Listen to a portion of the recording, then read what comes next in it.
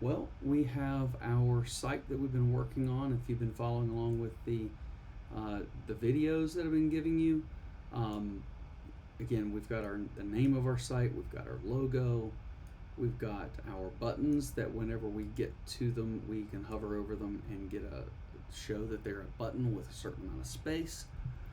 Um, we've got our articles with uh, headlines and paragraph styling, additional headlines with additional paragraphs. Um, we've got our ads, centered text, images that have rounded corners, a border around it. The text is centered, the button is centered. Maybe we'll come up with something a little bit later and we'll address these buttons so that we get a hover effect on those. Smaller text for stuff like an expiration date. And of course, we've got two of these ads stacked. I just simply used the same ad over again and changed the image out and the text.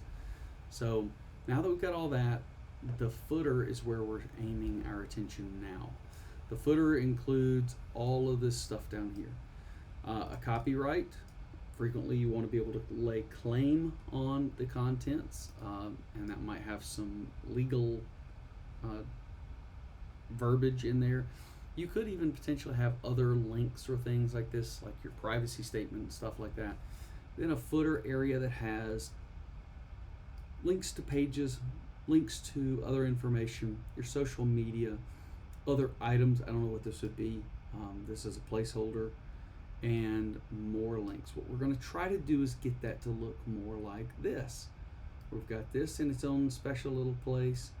We've got our links area, and I'll show you a couple of little things that we'll do that may make it even nicer than this. But again, the idea is when we're done with this, you've built the same house, and then I'm going to hand this over to you, and you're going to come up with things that make your house decorated more to your liking. So take a look at what I have here. Notice that we're going to take this and move to something like this.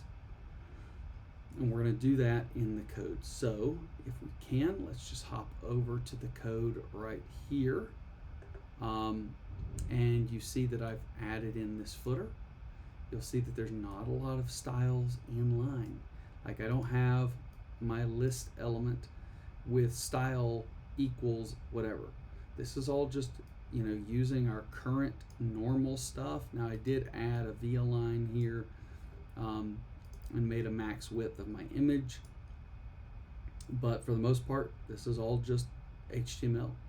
We're going to be working on this by coming in here, and I've already added my style sections in place. And we're going to take a look at these styles, and let's see what adding each element of this style does to the display.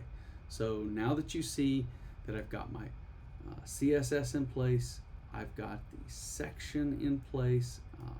So I've got footer, opens and closes. I've got divs inside of there.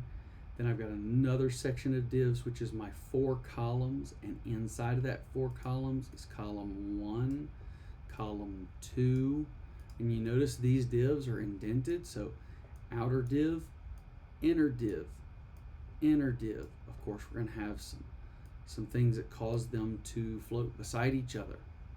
Inner div. Here's the close of the div. Here's the close of the footer, and this is actually the close of the parent div that holds all of it.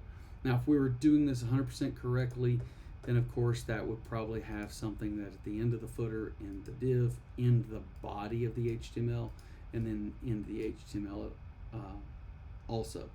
But a lot of times you're going to be taking this code and dropping it into a content management system, and that content management system actually exists inside this part of the page. So hit the next video and we'll start working on the styling.